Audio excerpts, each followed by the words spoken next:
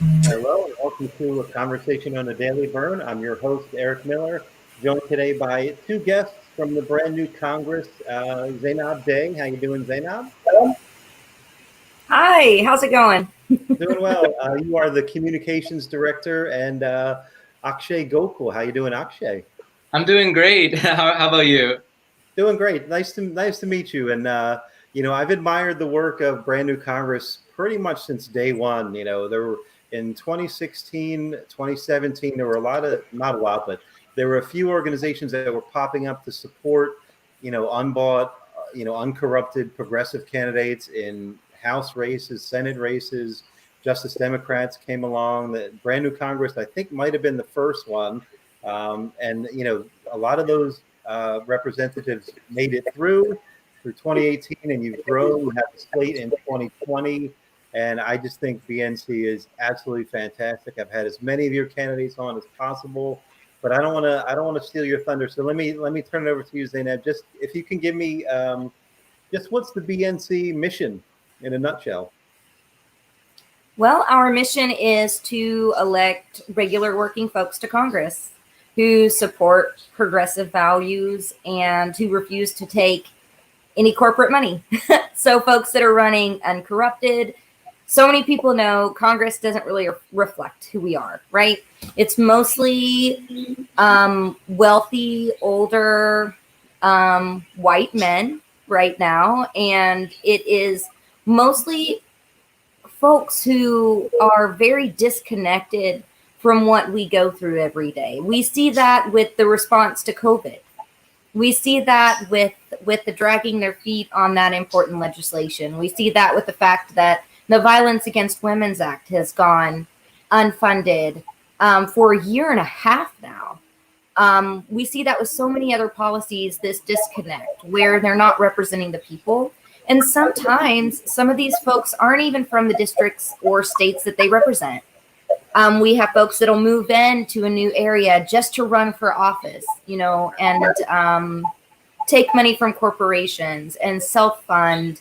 And it pushes out folks who otherwise could be involved in the political process if it didn't cost $20 million to run a Senate campaign or a campaign in a larger district. It's expensive to run races. We know that we still have to have money, but people-funded candidates aren't beholden to the lobbyists. They aren't beholden to the corrupt systems that keep our legislation down. We should never have an organization like ALEC writing our legislation for us and it just getting handed and circulated through the House and passed by a majority without any observation as to what's in the legislation. That happens in state houses, and that also happens in at the federal level as well. So we're looking to change that dynamic at the federal level and to also inspire through those candidates running federally changes at the local level as well, through inspiring them to run and showing them what's possible. And, the mission is to really pass those policies at the end of the day. So we were the first organization to call for the abolition of ICE in November of 2017. We were, one of the organizations that helped lay the foundation for what became the Green New Deal resolution. And, a lot of work had come before on those types of policies, from environmental organizations to union organizations, and kind of compiled a lot of that information. And we fought for Medicare for all back when everyone was saying, save the ACA, and, universal health care is never going to work. Of course, we understood it was important that, yes, people with pre-existing conditions get protected. No, people shouldn't be knocked off health care, but it should be expanded to more. So the goal is to run those people, help them get the tools that they need to succeed, but also build a coalition so that when they're together on Capitol Hill, they're standing up for one another. And I'm really excited to see, for instance, what Cori Bush, Jamal Bowman, AOC, and Rashida Tlaib, what kind of hell they raise on Capitol Hill and making a point and fighting for progressive values. Because when we have people that speak up, voters can hear that. Folks across the country, and every single candidate in the House and Senate votes for each and every one of us. So they may be representing a district or a state, but their votes impact all of us. Yeah. And so it's so important that we not only support the candidates in our districts and our states, but we support federal candidates who are progressive across the country as activists and as people who are fighting for those values. Yeah, here. There's a real unity. I'm glad that you mentioned that. There's a real sort of national unity around, BNC and these candidates that, they're representing us, even if they aren't in our district. I'm glad you made that point. It's like there's a familial thing to it in a way, right? It's really an incredible unity. Can you just talk about some of the metrics? I heard you in another conversation talking about how many votes these candidates earned, or what are some of the metrics? I guess the first slate you had maybe 31 candidates in 2016. How many in this cycle? Can you give me some metrics? Sure. We had 32 candidates in 2018, and we had 1.6 million votes nationwide. And I don't know if you guys have noticed, but Texas is purple. Texas is purple, man. It's a swing state now. Who would have thought that? But there were dozens of progressive candidates that ran across Texas, and we had quite a few move on to the general last cycle. And Adrienne Bell is running again to unseat Randy Weber, and she won her primary sweepingly in 2018, and so in 2020 she did as well, and we think she has a real shot of winning this round. There's also the movement there built up that Beto O'Rourke is kind of shepherding, where they're calling for candidates across the state and they're doing work on the ground. That's amazing. Some of the metrics, I don't have any of the how many votes have we gotten in 2020. Right. I will tell you that with COVID-19, it was a different way of running elections. We couldn't do the typical, let's get out there as movement builders and knock the doors and drop the lid and talk to people face to face. We had to figure out a new way to do that. And with so many mail-in ballots, we're still there's some states where the numbers are in, like the final is in, but we're still getting counts from primaries in some states. So that's part of knowing, but we had 43 run this election cycle. We have 10 moving on to the general. We had Jamal Bowman and Cori Bush unseat incumbents. Cori Bush unseated Lacey Clay, who him and his father held their dynasty for 60 years. 60 years. Their family was in office, and then he was looking at family members to run so that he could step down. His niece, his nephew, different folks that could run for the office after him. So kind of carrying on that family legacy. The seat belongs to the people, though. Yeah.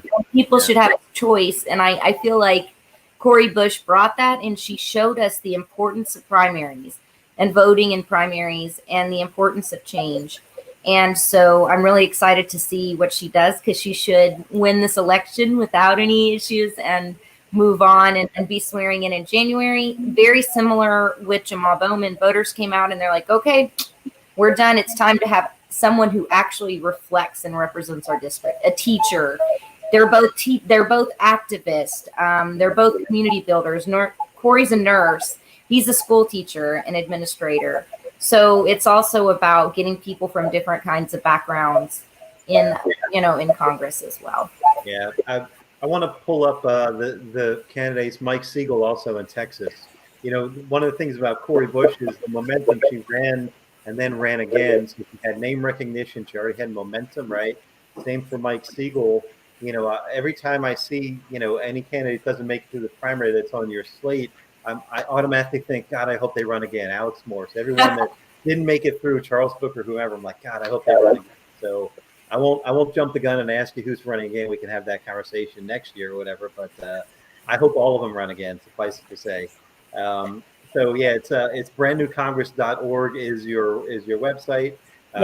People can donate there, check out the slate, volunteer, and so forth. But I kind of mentioned at the top, not even jokingly, that I see your name in my inbox all the time, because I'm on your mailing list and you send out great notifications and real wonderful points of activism and so forth. And one that I saw was students for a BNC, which brings us to our friend here. Tell me about the launch of that, and actually, how did you get involved in it? Yeah. So, students have always kind of been left out of the conversation. Progressive ism, I guess, gets a lot of young people excited and into the political process. I think we saw that with Bernie, that he really did bring out a lot of the youth vote and made people excited, because a lot of the times our elected officials are not really appealing to the youth, and they just kind of let them off on the sidelines. And so really the development of SBNC is just to create an inclusionary environment for students to come to create a political environment that embraces political participation and civic engagement.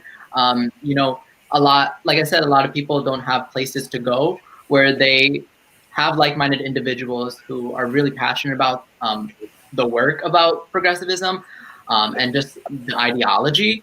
And that I think this can be a really great for students to foster that energy into our candidates, but most importantly, moving the progressive movement forward. I think we saw with, like what was mentioned before, Jamal Bowman and Cori Bush, they had a lot of help from youth leaders and young organizers to really push them over the edge in the primary.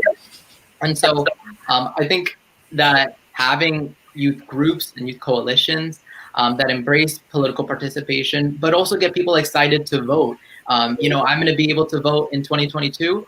And I feel that through my participation in this has just got me more excited to vote and also elect people across the country. Zeynab was saying, like, even though they're representing their congressional district or their state, they're still representing us. And so that's how I view all types of my campaigns, that whenever I'm organizing for a candidate, that even though I'm not voting for them and I physically can't, I'm getting hundreds and hundreds of other voters to vote for me, for fighting for a Green New Deal, for Medicare for all, and for a progressive future.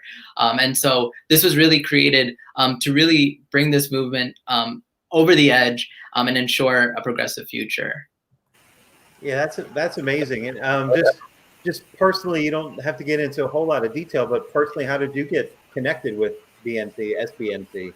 Yeah. So I kind of got involved through this pandemic, through campaigning. I only got into real organizing and progressivism really at the start in March and April, where I actually was an intern for Zeynab, who was a BNC candidate in New Jersey's 9th District. And, unfortunately, she lost her primary, but there's a lot of things going on with the New Jersey elections that I won't go into. But, I really wanted to continue the work because I just wanted to explore organizing and explore progressivism, because I noticed that in the work in the campaign, it was a community, and everyone felt together and working towards a common cause. And it was just this fight to win. And I just love that. And it was so great for me to feel to be in that environment, to be in that community. And so I really wanted to foster that energy, not only with other candidates and do work organizing for, other candidates across the country, but to also work with organizations who will be doing this all the time, not just an election cycle. And so I really, really like the work that SBNC does.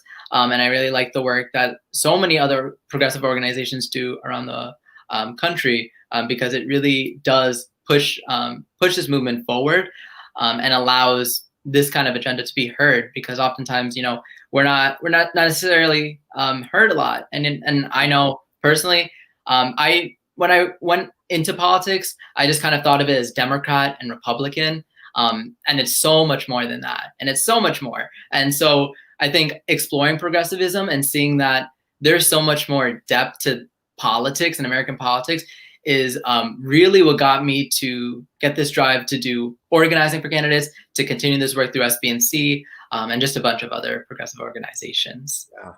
Yeah, that's so beautiful. Thanks for sharing that. I wonder, just anecdotally, just with your friends, you said you're not old enough to vote, which is, mind blowing. It's incredible. But you're old enough to motivate others to vote, which is beautiful. And these issues affect us all, but they probably affect younger generations, more so over time, right? You think of the environment, right? I'll be dead before, you're facing the worst of climate change, right? And so forth. Is that you think a motivator in getting students activated even when they can't vote? Is it the issues? Oh, definitely. Yeah, yeah. I think the only reason I started interning for Zena was looking at her issues in the platform, and the authenticity behind her as a candidate and the platform all intertwined. And so, like you mentioned, with the environment, climate change, I think in our generation specifically has been a major issue, and I think a lot of other young people are really want bold action, and we can't have this incremental change that a lot of Democrats, like establishment Democrats specifically, try to move forward, because this is a crisis we're in, and there's a reason we call it the climate crisis. We don't just call it climate change now. Is because there's so little time left, and we need to act now if we're going to get anywhere, get any progress done. And so, elected officials who actually reflect the ideas of young people is super important. And climate change, I think, is personally for me was very important, just because it has such a big magnitude in this, not only this country but this world. We can make all these laws, but if we don't have land to actually make these laws in, then what's the point? And climate change also goes so much farther than just the earth and the environment. It's intertwined with so many social justice issues, with race disparity, and with like labor laws and so much other stuff. And that's why I am a firm believer of the Green New Deal, and I think so many other young people are as well. Is because not only does it attack the issue of climate change head first, but it also directs those issues that we fight for as progressives as well. Yeah. Wow. Yeah. Yeah. Thanks for sharing that. There's, another component of that too, generationally, March for Our Lives, right? Sunrise movement. There's these younger movements, generational movements. When I was a kid, I didn't have active shooter drills in school, whereas that's normal terrorism in schools on a daily basis. I didn't have to go up under the specter of that, right? So, let me ask the origins of, how did students for BNC come about from the BNC side of things, and what stage is it at? So that's you.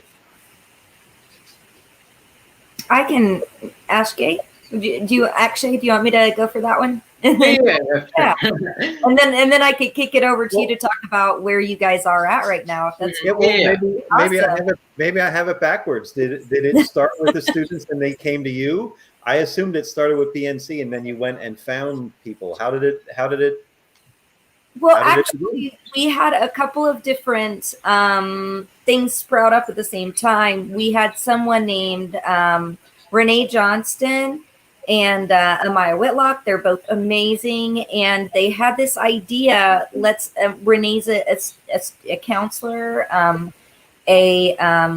believe grade school counselor, and Amaya was a high schooler, and she's doing like national organizing for other organizations like Movement for a People's Party, where she started something similar. And they came up with this idea, let's do a high school outreach wing. Well, at the same time, we had Allison Barkle, who is actually an academic counselor at universities and helps people go through, how to enroll and what, professions may be good for you. All those people that we lean on so much as students. For those of us who have walked through post-secondary education, we know what advisors mean. They had this idea, let's get youth involved. Let's get students particularly, but as they always say, it's also open to any youth. It's also open to lifetime learners. It's open to non-traditional students. So it is youth-oriented and focused, but we also understand that it is open to anyone who wants to be involved. And I myself was a non-traditional student. I didn't go to college until I was 31. And so that was very welcoming from someone from that perspective when they said, we're all all inclusive, but it was this idea to have the students lead. So even though it was started by Renee and Allie, they decided to join forces and start Students for a Brand New Congress. But the students guided them through this process. We had people like Akshay, we had Leo Cochran, we had Zan, and I'm struggling to remember Zan's last name. All that I know is he does amazing work. These students have gone in and owned this, and they have started to build something really beautiful and really pushed for us. Let's get a website. Let's get our social media up. Let's get onboarding for new people. And I'd just like to kick it over to Akshay because he can tell you a lot more about what they're doing right now and sort of what his mindset is on what are your all's goals. I mean, you guys are the ones leading it, because ultimately, a fuddy-duddy like me, 42, you know, I try to understand the youth voice, but know the importance of voting. And I know that's so important to you guys, especially as we move into, 2021 and 2022, and we lay the foundation for these new candidates. Like you said, I was floored earlier when Akshay told me I'll be old enough to vote by then too. This was like, wow. I thought you were in college, and then I realized, oh, you're part of the high school outreach. So I think it's wonderful that you're inspiring other people like you to join. And if you wanted to share with Eric some of what you guys are working on, I think that's what you were asking, Eric, kind of what are the projects? Yeah. So, I mean, a lot of what we're doing right now is just expanding membership, and also ensuring that our candidates are, pushed over the edge in order to ensure their win. Like Zeynab mentioned, we have a lot of candidates running in red districts, but, a lot of the times we orient our platform before, title. So it's not just Democrat and Republican. It's about these issues. It's that's the great thing about our candidates is that they run on the issues, which makes these seats very flippable. So right now, a lot of what we're doing is just providing as much support as we can to our candidates, and most especially our candidates in red districts or states. And so we're doing phone banking, we're doing text banking, and making sure we're reaching out to voters, because that's ultimately the only way you can win, is to get your platform out there, to talk to voters, and to make sure that they're heard. I heard this really great thing from the campaign manager on Jessica Skarain's campaign. And it's just the fact that a lot of people don't end up voting or, and end up participating in our democracy simply just because they don't feel like they're heard. They don't feel like they're cared. And so having those one-on-one conversations, canvassing when it's appropriate, getting out the word and just sharing people this platform, and also building that connection with voters to say, hey, like, we hear you and we care. So here's what we want to bring forward in Congress in order to ensure that we are fighting for you, and that these politicians are not just bailing out their corporate donors. And so that's a big part of it. And I think as a grassroots campaigns that all our candidates are running, it's important to have a people oriented movement. So the more people hitting the phones, the more people texting, the more people going to the streets to get out literature or put signs up, makes all the more difference. So right now, that's a lot what we're doing. And we're hoping to ramp up a lot of our activities and a lot of the stuff we have in mind after the election. But right now, it is election season, so we have to make sure our all our candidates right now, are secured a victory. Hear, hear. Yeah, I like that you're teasing the after the election, right? So let's go down the hypothetical path just for a second, right? So, and I've heard Bernie talk about this recently, and maybe even Jamal Bowman talk about it. God willing, Joe Biden wins. God willing, we flip the Senate. Then the fight starts. We hold Democrats' feet to the fire on $15 an hour minimum wage and so forth, right? Is that what you're referring to? Basically January 21st, hitting the ground running and putting the pressure on sort of the corporate Democrat wing of the party? Right. Yeah. I mean, definitely. I think that putting pressure on politicians, keeping them accountable, is great. But I also think that a lot of our candidates are already doing that, whether win or lose. I think that a lot of our candidates have had really close races, have had large portions of their districts or their state vote for them. And it just goes to show that the people are ready for change. And so I think that holds those certain establishment politicians accountable. And who knows what may happen after that. Maybe they might be in support of certain legislations and move that forward and change their mindset in order to better represent their district. But that's on an optimistic outlook. We can only hope. But it really does change the political landscape of a district, of a state, and pushes progressivism forward to really get out the word about that and what it's centered around. Yeah, I love that. Zeynab, let me ask you about the. You mentioned the Green New Deal, and it's really amazing. Like your platform, he was saying that it's issues specific, and then the candidates fall within those issues, right? That's the real metric is the issues, the policies, right? Green New Deal, Medicare for all, no corporate PAC money, et cetera, right? I don't know that it's evolved much from 2016 to now. I think it's basically the same platform, if not exactly the same platform, but the public acceptance of it, the widespread awareness of it has definitely grown exponentially. And let's look at the Green New Deal singularly, because that's probably the greatest example of it, right? So, like you mentioned, you were one of the first organizations, one of the first to sort of coin that term and get it in a platform.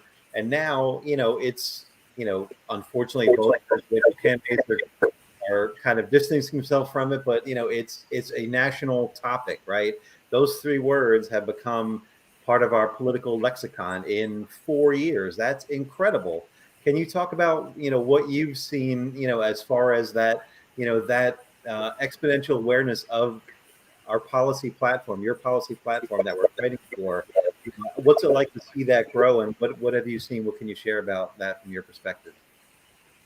Sure, Eric. I think that, well, to address our platform just a little bit, we actually did make a pretty big change, I would say, even though we still support Medicare for all, Green New Deal, abolish ICE, abolish CBP.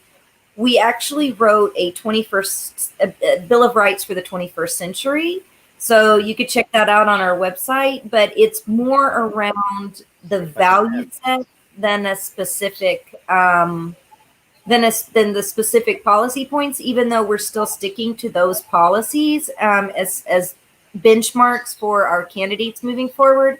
Every single one of our candidates signed on to the 21st Century Bill of Rights in 2020. And it goes to speak to what the Green New Deal looks at, right? It's a holistic approach to a problem that has a tremendous amount of intersectionality.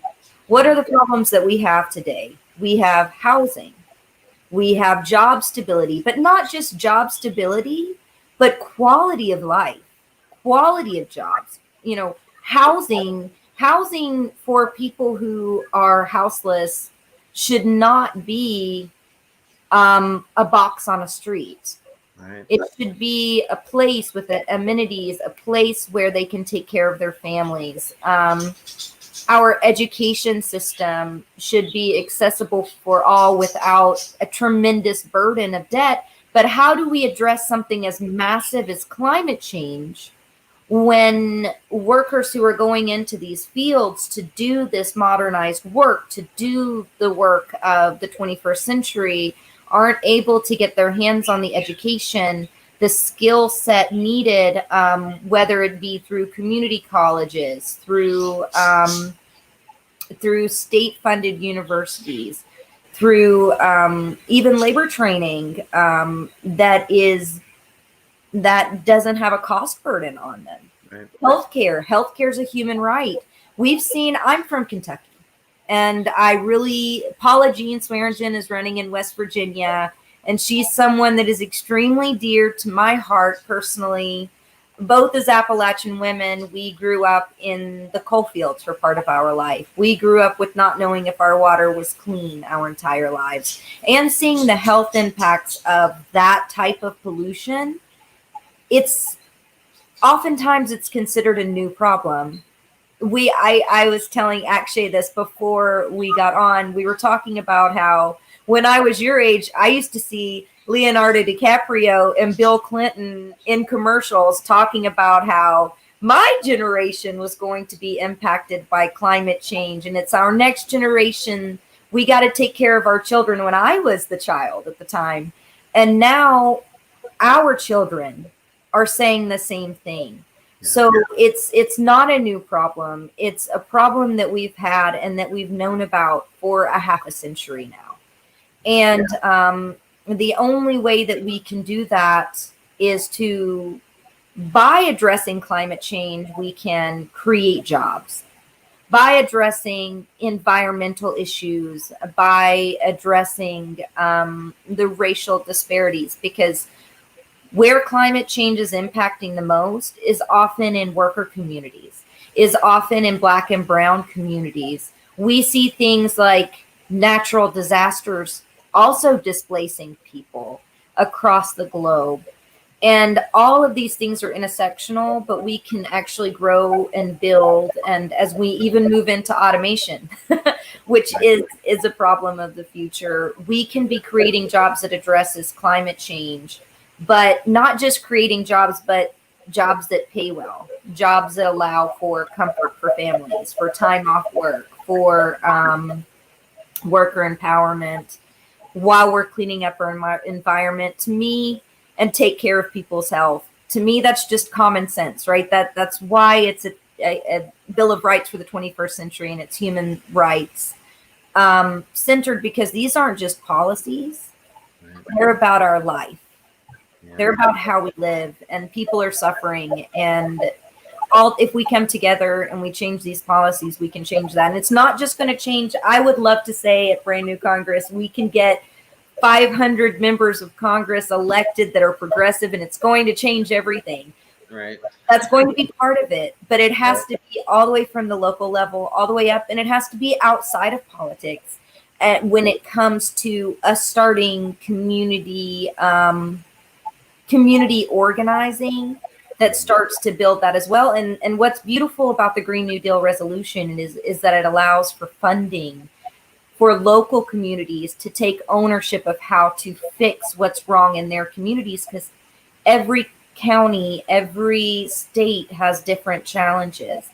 And so the Green New Deal allows for that flexibility to address their problems in a way that is exclusive to that area, but also really looks at the intersectionality of the problem, while also realizing climate justice is social justice, is racial justice, is economic justice. So. Right. Yeah, that's amazing. I didn't realize that reframing. So it's on brandnewcongress.org. That's what I was sharing. And of course, while you're there, make a donation. Very critically. You don't take a giant corporate PAC money and all that stuff. So they need our help, right? So if we want to make progress on this vision, we have to fund it, right? Basically. Let me ask a little bit about before I get into 2021 questions and so forth. On the SBNC thing, how can people get involved with that? Is there you said there's a website, is that launched yet? Yeah, so I mean, that's kind of still like in development, but you can still sign up through the same volunteer page, like on BNC, and just specify that you're a student, and you'll just get relayed into the proper channels as needed. And yeah, we're already doing onboarding for new members, getting them involved directly and immediately with all our candidates, to make sure that we're funneling all our support and all our energy to electing these leaders before the November election. Just a few days, so I would be remiss if I didn't pull this up. So there is a Students for BNC Twitter, so go follow that and retweet. These are the main ones that we're focusing on that have a chance to flip their seat There's also Jamal Bowman, AOC, Rashida Tlaib, incumbents or safe Democratic seats. But these are the ones that are poised to flip their seats, right? From red to blue, if you will. Mike Siegel, Paula Jean Sturgeon, Nick Raimondo, Kari Eastman, John Hoadley, Adrian Bell, all of which I've had on the show except for Paula Jean. So, go check out my conversations with them. I had John on just yesterday. So, amazing candidates. Go support them. People can phone bank. I'm assuming if you sign up at Brand New Congress, you can offer your volunteer services here in the home stretch. Oh yeah, definitely. Yeah, we could definitely use any support, even though it's just a few days. Like, you never know how much just like one shift of phone banking can go. It can really get in so many supporters. Great. So let me ask about 2021, not to jump the gun. The process for BNC candidates is a nomination process. It's on the website, but when will that start for 2021? How can people nominate somebody? What do you do? What lessons have you learned that you're applying for someone that might nominate someone for 2021? What are your thoughts on that?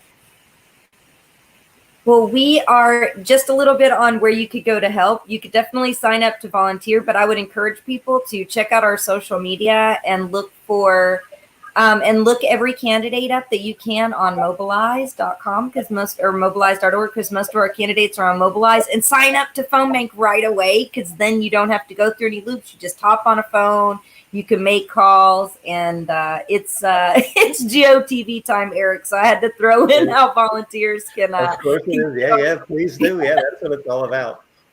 Yeah.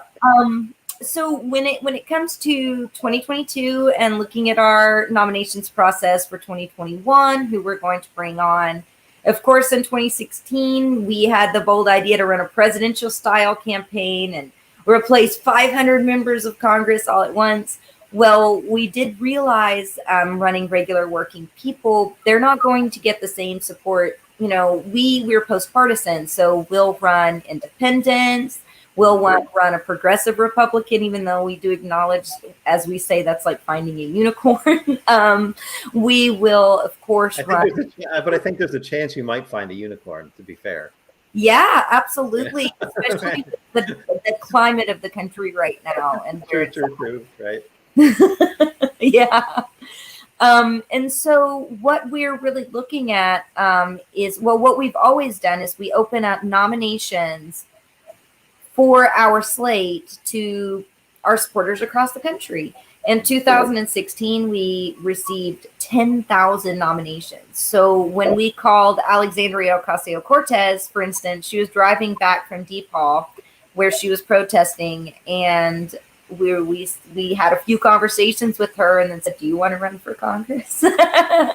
And she took up the call. And so that's sort of how we find regular working people. But after her winning, I will say that shifted the dynamic. Folks like her, Rashida Tlaib, Ilhan Omar, Ayanna Pressley, and others winning really inspired people across the country to run for office. So in 2018, the difference is that we had hundreds of nominations of people who had already started campaigns. So we went from begging people, please run, like take the risk, but here's the risk. We want to be honest, but give it a shot, to we're getting just hundreds of nominations for people who are progressive, who are running, who are taking up the call themselves.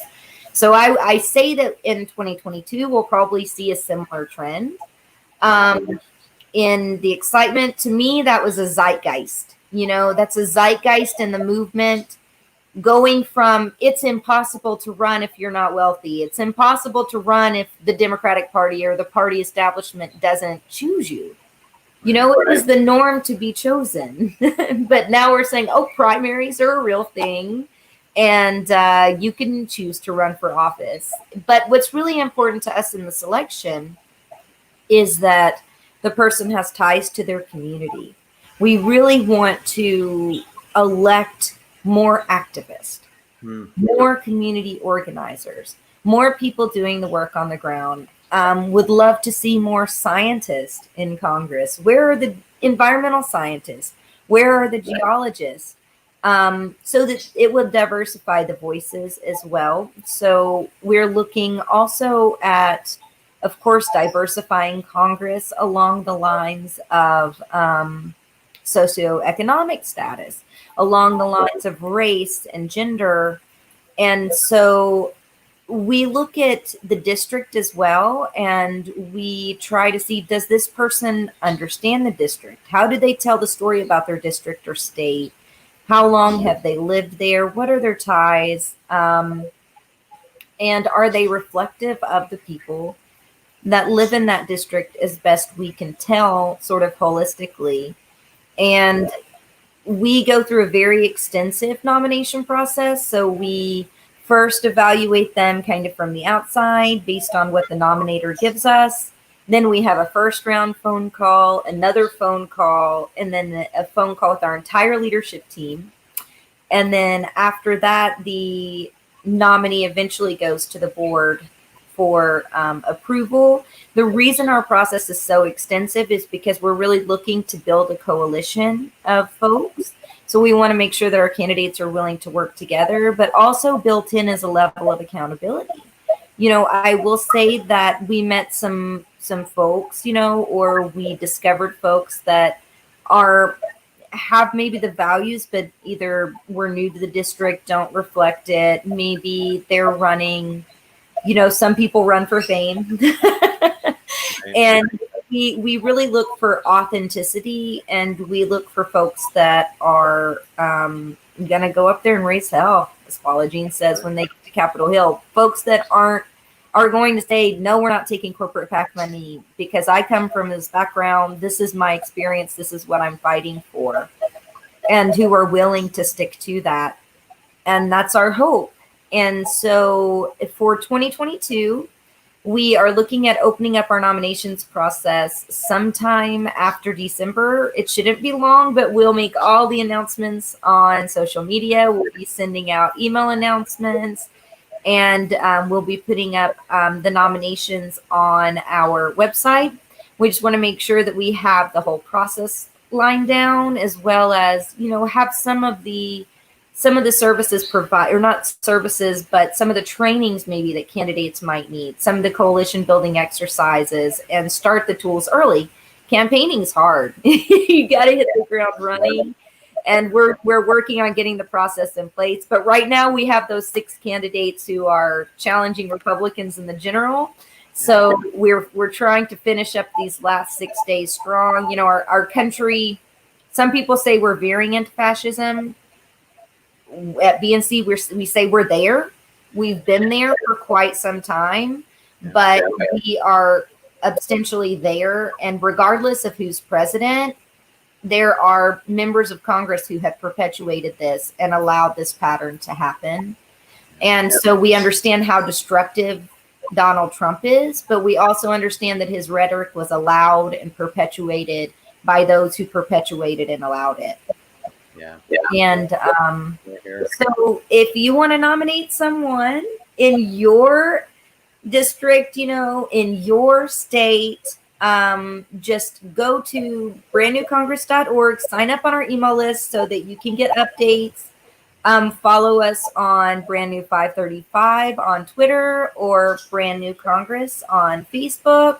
And check us out, but it'll be just a little bit after December, maybe January. We'll be launching our nominations process again, and we want to hear from you. And we're looking for regular working people again. So you guys are the ones who chose Cori Bush to run. You guys are the ones that asked us for Paula Jean Swearingen. We recruited her for Cori, you know, for AOC. For Anthony Clark. So these people may not have ran if supporters didn't nominate them in the first place. So that's kind of cool. That's amazing. And you know, it's self-actualizing, because AOC inspires the next wave. And you know, Cori Bush, I can't wait to see what she's doing on the House floor next year and who she's going to inspire, right? She's going to be out there and she's going to be ticking all the boxes that you just delineated, right? She represents all of that. She's authentic as anybody could ever be, and she's going to be out there raising her voice. You know, you say raising hell, but it's authentic. It's sincere, right? she's fighting against the hell, actually, right? So, she's, who she's going to inspire. I can't wait to see who's coming up behind her and who gets nominated, who gets vetted, and, who shakes out to be on your slate in 2021, 2022.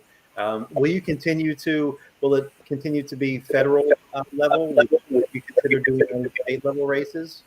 Yes. And yes, Eric, I agree. It's the good fight, right? We're there to fight the good fight. BNC only focuses on U.S. House and Senate races.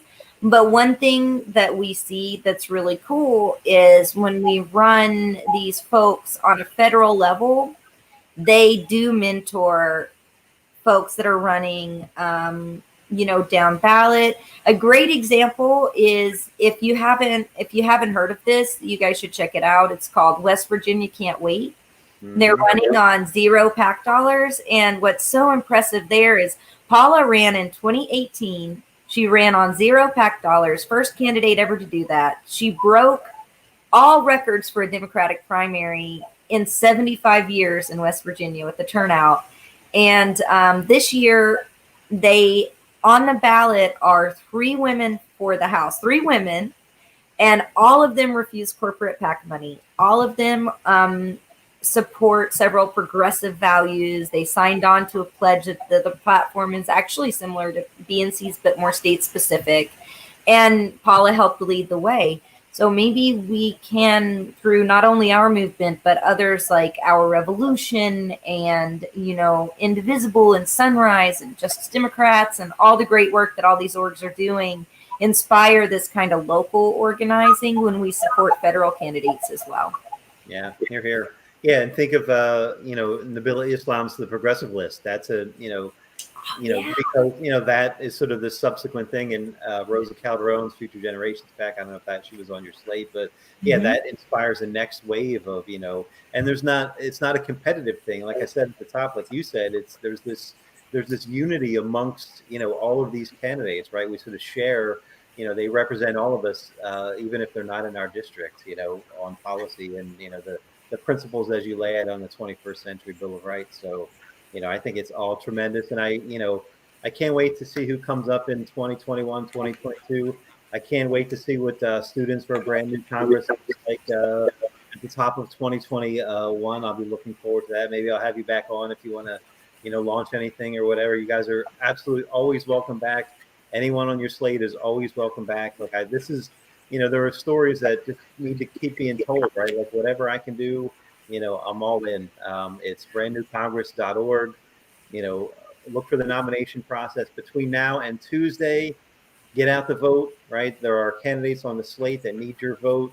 Get out there, join, mobilize, and make some calls, and let's push these, fine progressives over the finish line, right? And then we'll focus on the next battle, on the next wave. But I could talk to you guys all day, and I admire so much what you guys do. Thank you so much for raising your voices, for elevating these candidates, for identifying them, for backing them, for all of that. You made a difference, more than anyone could possibly measure. So I thank you for all of your efforts heretofore and forthcoming. Just absolutely incredible.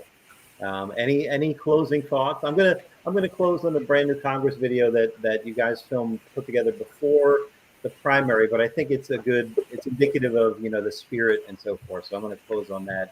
It's a couple minutes long. But any closing thoughts from either of you guys? Thank you for taking the time. Just thank you so much. And you know what? 2020 can actually be a restorative year if we get out and we vote and we make these elections historic. I know it's been rough, but we can make a difference if we go out there and we cast a vote. So, and thank you so much for having us. Here, here. Absolutely. Thank you, guys. Yeah, I'm sure I'll talk to you again soon. Let's close on the brand new Congress video. Stay safe. Vote on November 3rd. Get out the votes. brandnewcongress.org. Thank you, guys. Thanks, Eric. Despite our differences, we must understand that this is a class struggle. And any class struggle is a political struggle. So we must come together. We must unite. We must choose a side in this class war. This is about our lives. This is about American lives. And it should not be partisan.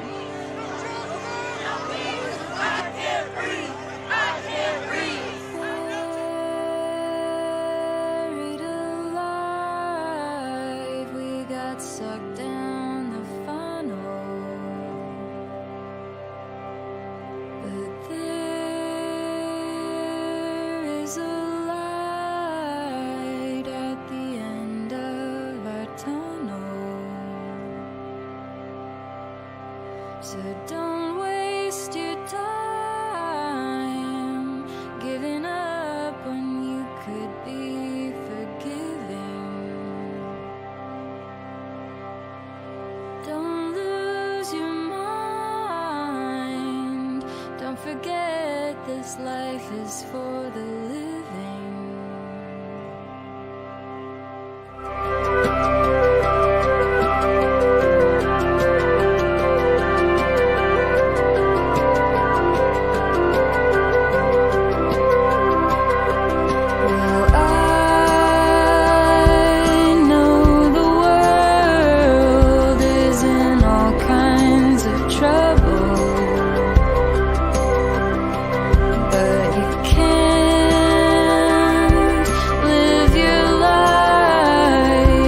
Some aseptic bubble.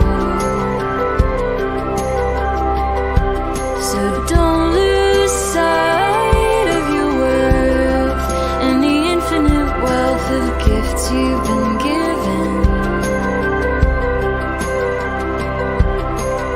Open your mind to the world and the intimate well of truth that lay hidden.